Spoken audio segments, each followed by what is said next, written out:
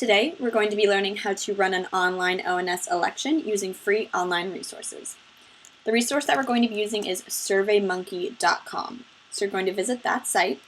If you already have an account, you can click on Sign In, but if not, we're going to click on Sign Up Free. So it's going to ask you some basic information for a username, a password, and a contact email address. And the contact email address is very important, whether it's the membership chairs or the president's or a general email address that you use for the chapter, because it's going to send you a confirmation link that's going to allow you to access your surveys. So you're going to type in that email address and click on Sign Up, and it's going to send you a confirmation email. Now, I already have an email, so I'm going to click Sign In. But once you confirm your email through that link that they email to you, it's going to allow you to log in. And once you log in, once I remember my password, it's going to take you to your home page, your My Surveys page. Now, obviously, you would not have these surveys. These are previous ones that I've done. Yours would be blank. But other than that, it would look the exact same. So it's very important before you actually go in and create your survey to have all of your information compiled. So your candidate biographies, your candidate's information, and the dates that you would like the election to run. Once you have all that, you're ready to go, and we can create our survey. We're going to click on this button up here in the top right-hand corner, and that's going to take us to a page where we can title our survey. So mine is going to be Test ONS Ballot. Obviously, you would include your chapter name in this title. Category is irrelevant, and we're going to click on Let's Go. So this will take you to the form builder page, and this looks a little bit intimidating, but I promise it's not. We're only going to use one feature on this entire page. So we're going to create our first question, and that is going to be multiple choice. So we're going to come over here to multiple choice and click on Add, and that's pretty much the only thing that we're going to use. So say we have two people running for the position of treasurer. It's fine if you have one, but for our purposes, we're going to have two. So please select a candidate for treasurer. We're going to put that up in the Q1 field, our question. And then down here are going to be our answers. So say that we have Sally and we have Mark joining, or running. So these are our two candidates. If you have relatively short candidate biographies, you can feel free to include those underneath the candidate's name. So type the biography right here. If you have longer biographies, I'll show you where to post those later. So we have Sally and Mark running for treasurer. Chapters also sometimes like to have a write-in option. So if you would like to have a write-in option for your question, you would click this checkbox right here, add an other answer option or comment field. And that would allow your membership to be able to write in another candidate. Oops, get back up here. So we're going to click on Save once we're happy with our question. And there we go, that's our first question. It would look like this. If you're unhappy with any aspect, you can always click on the Edit button right here. So we're going to add another question for demonstration purposes. So say we have 4 candidates running for the position of director at large, but we can only select 2. So please select 2 candidates for, I'm going to abbreviate DAL. So we're going to have Liz, Leslie, Maria, and we're going to need another candidate. So we're going to click on this plus sign over on the right-hand side, and that's going to allow us to add Dave. So if we left the question like this, our membership would only be able to select one of these candidates when we need 2. So we're going to click on the box that says allow more than one answer to this question, use checkboxes. That's going to turn these into checkboxes, and then your membership is going to be able to select more than one. So once we're happy with that, we're going to click on Save. And there we have our 2 questions for our survey. So say these are the only 2 positions that are up for re-election this year, and we're happy with our survey and we're ready to send it out. We're going to click on the Next button up at the top, and that is going to take us to our link page. So this is the link that your membership is going to be able to access the survey from. And all of these settings are good except for the first one, multiple responses. We're going to want to change that to on. So say you take a tablet to your chapter meeting and you want to just pass it around and have everyone cast a vote. That way that everyone could vote from that tablet without it generating an error message for you. So now we are ready to distribute the survey. And there are two ways that I recommend doing it. First is posting it to the homepage of your chapter site, and also sending it out through the announcements feature of your chapter site. Now, if you have a Facebook or a Twitter, it's fine to post it through there as well. But these are additional ways that we would like you to do it. So I'm going to go to my chapter site, which is our test site, Michaela.vc. She was my predecessor here at ONS. I'm going to delete my previous test that I was doing before this. So you should be logged in administrative mode. If you're not logged in, click login in the top right-hand corner.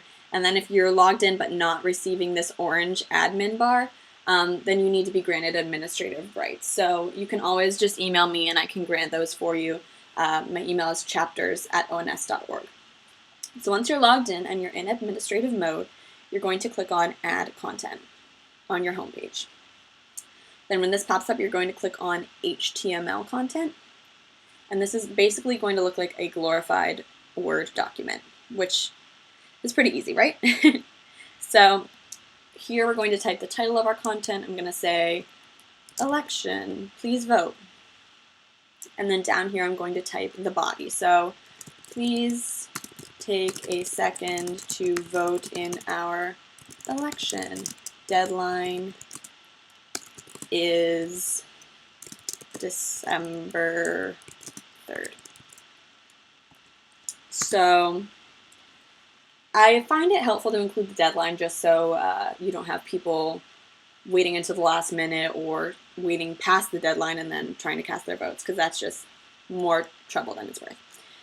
Also, if you have long candidate biographies, longer than 2 paragraphs a candidate, this is their chance to include them. So for example, I would say, please read candidate bios below. And then if you have them saved in a Word document or an email, you can simply copy and paste them and they will appear below here. So now all we need to do is include the link, which is very important, probably the most important. So I like to say something like vote here. And then we're going to go back to our SurveyMonkey and we're going to copy this link. So if you have a PC, that would be Control-C. And if you have a Mac, it would be Command-C.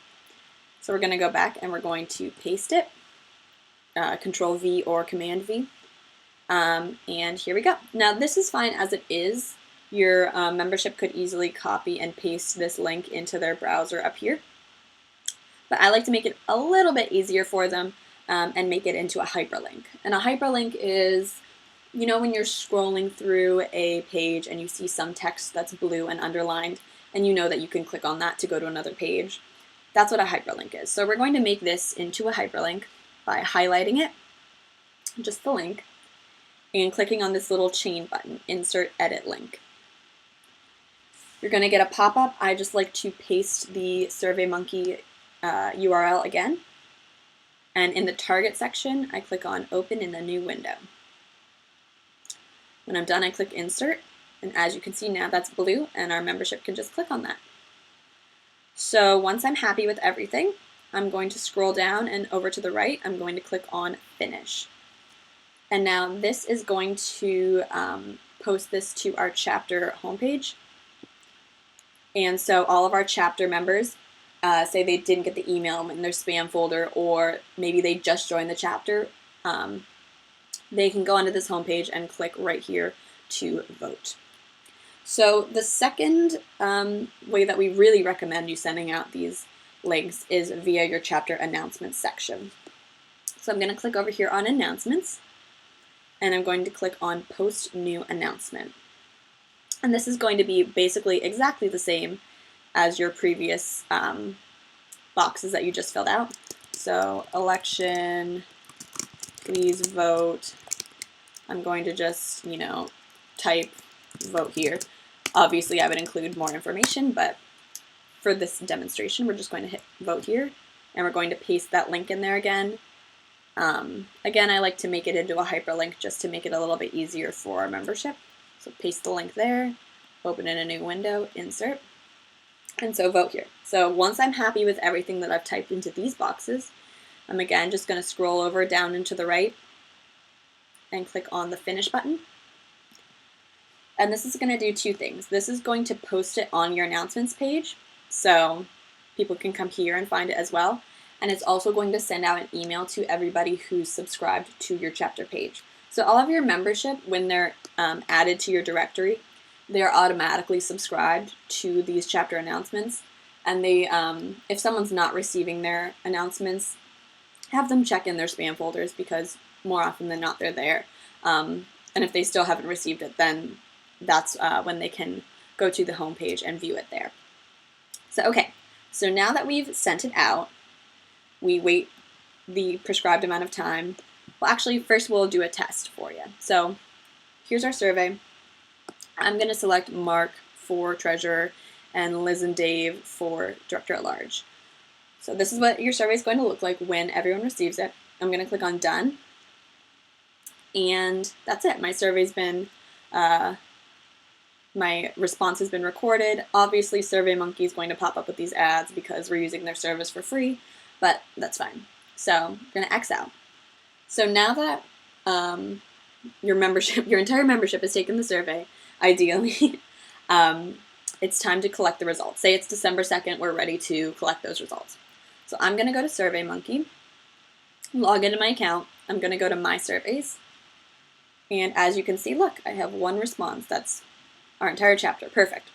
So the way that you're going to collect your responses is you're going to click on this little graph right here that says Analyze Results. And it provides a handy little bar graph for you so that you can see who has won each position. So if we scroll down, you can see, oh, Mark got 100% of the vote, and he got 1 vote. If Sally had gotten any votes, they would be listed here. If there were any write-ins, they'd be listed here. And if you clicked responses, it would show the list of the candidates that had been written in. If you scroll down here, you can see, oh, congrats, Liz and Dave, they're our new directors at large. So that's how you would distribute your survey and collect your results. If you wanted to send out the results to your membership, like congratulatory emails, you could also do it in the same ways that I just showed you with the survey link. So hopefully that was helpful, and if you have any additional questions, feel free to email me at chapters@ons.org.